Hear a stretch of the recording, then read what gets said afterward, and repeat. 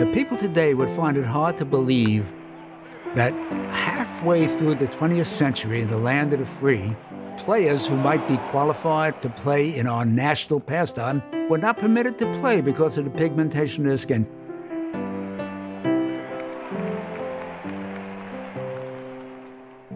Well, actually, I grew up in Brooklyn, and I had a normal boyhood. We played a lot of ball in the streets at that time.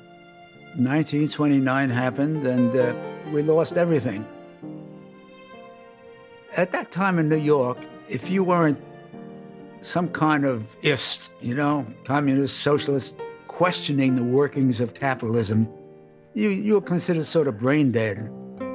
Lester Rodney was a 25-year-old aspiring journalist when he was hired to create a sports page for the Daily Worker, New York's Communist Party newspaper. With the freedom to explore social issues of the day, Rodney quickly made breaking the color barrier in baseball his signature issue. Rodney wasn't the only journalist calling for an end to baseball segregation, but nobody beat the drum louder than Lester Rodney. Here I am writing about baseball, and I see some of the great Negro League teams playing. I know how good Josh Gibson is, for instance, the greatest catcher who ever put on a uniform, by the way. The point was I felt an immediate vacuum in baseball. That nobody is addressing this thing. Outlawed by baseball, the crime of the big leagues. One of the most sordid stories in American sports.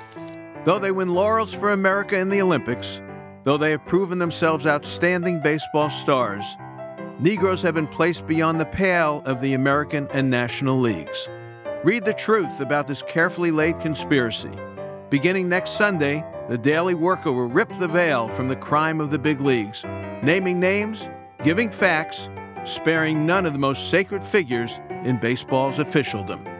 August 10th, 1936. A lot of people don't even know how good these players are, that they're good enough to play. And the next thing we're to do is challenge baseball's big shots. Judge Landis, Ford Frick, Will Harridge, the presidents of the National American League. And we did that. We said, is there a written ban against Negro? That was the operative word then. A hem and a haw and say, no, there's no written ban, but it's up to the owners, and they don't want them, and the players don't want them, wouldn't tolerate them, so it's not an issue. Fans, it's up to you. Tell the big league magnates that you're sick of the poor pitching American League. You want to see Satchel Paige out there on the mound. You're tired of the flop teams like Boston, of the silly Brooklyn Dodgers, of the inept Philadelphia Phillies, and the semi-pro Athletics. Demand better ball. Demand Americanism in baseball. Equal opportunities for Negro and white. Demand the end of Jim Crow baseball. August 18th, 1936. I was in the Yankee dressing room, and one of the other sports writers asked Joe, who's the best pitcher you've faced? Thinking in terms of big league, of course, in his year and a half. And Joe DiMaggio, young Joe DiMaggio, said without hesitation Satchel Paige, who he had played against in postseason exhibition games on the West Coast. So he answered the question honestly, The next day I had a big headline, Paige, greatest I've faced, ... DiMaggio, and none of the other papers had that. Let the winners of the World Series play us just one game at Yankee Stadium, and if we don't beat them, they don't have to pay us.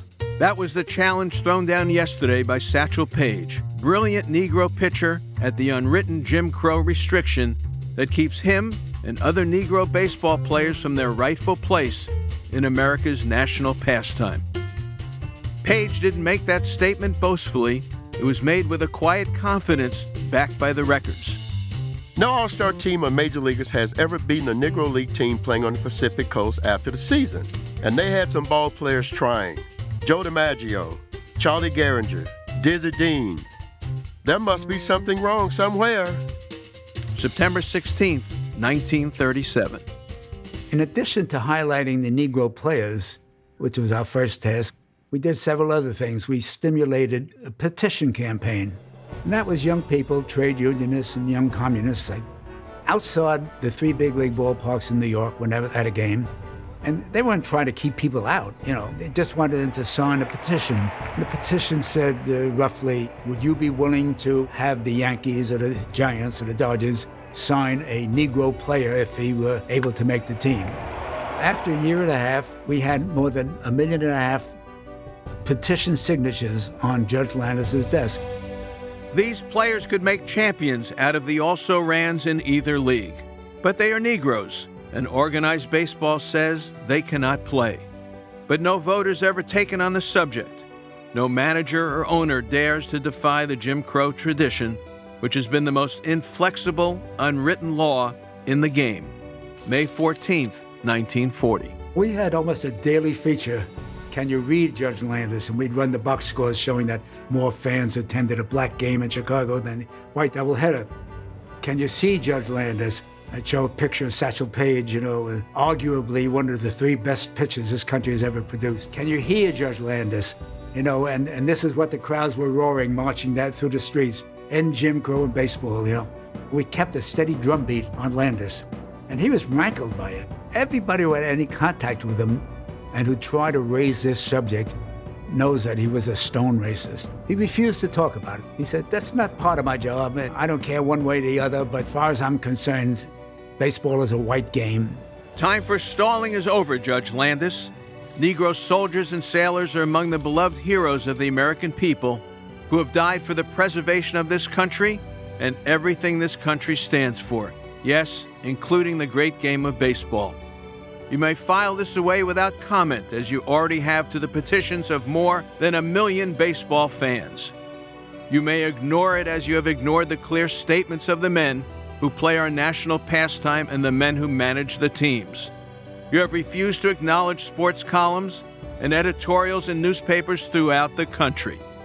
The Louisville Courier-Journal last month joined the nationwide demand for the end of Jim Crow in our national pastime and said, baseball, in this war, should set an example for democracy.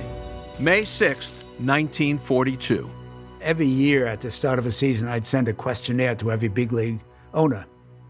Would you be willing to sign a qualified Negro for your team, and so on. The first positive answer I got was from Bill Benswanger, the owner of the Pittsburgh Pirates. Part of it, I surmise, was that Pittsburgh was actually the heart of black baseball at that time with the Homestead Grays and the Pittsburgh Couriers. Wendell Smith, the sports editor of the Courier, estimates that there were 6 players on those 2 teams that were potentially all-star caliber in the big leagues. They included Josh Gibson and Satchel Paige, Buck Leonard, the first baseman, and Ray Dandridge, the third baseman.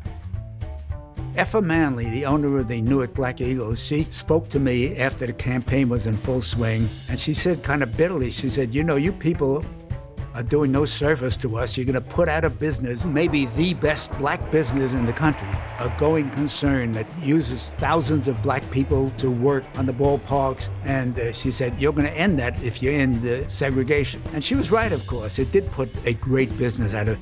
But she finally came around to the longer view, which was, how about all the young black kids growing up who wanted a chance to play in the big leagues?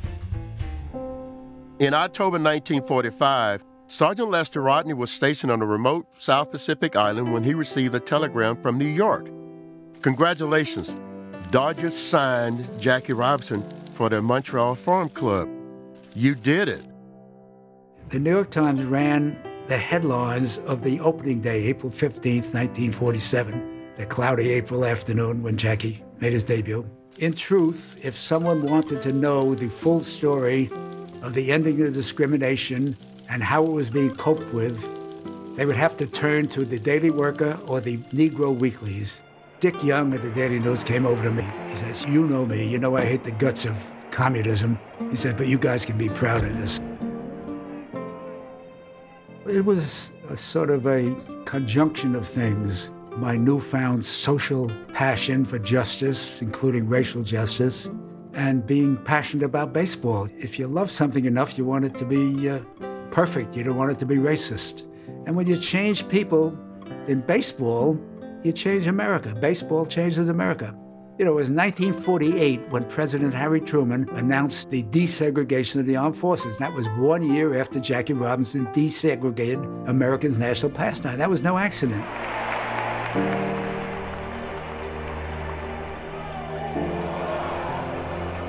I was just chatting with Leo DeRocha one day before a game, and Leo suddenly turns to me and says, Rodney says, for a communist, you sure know your baseball.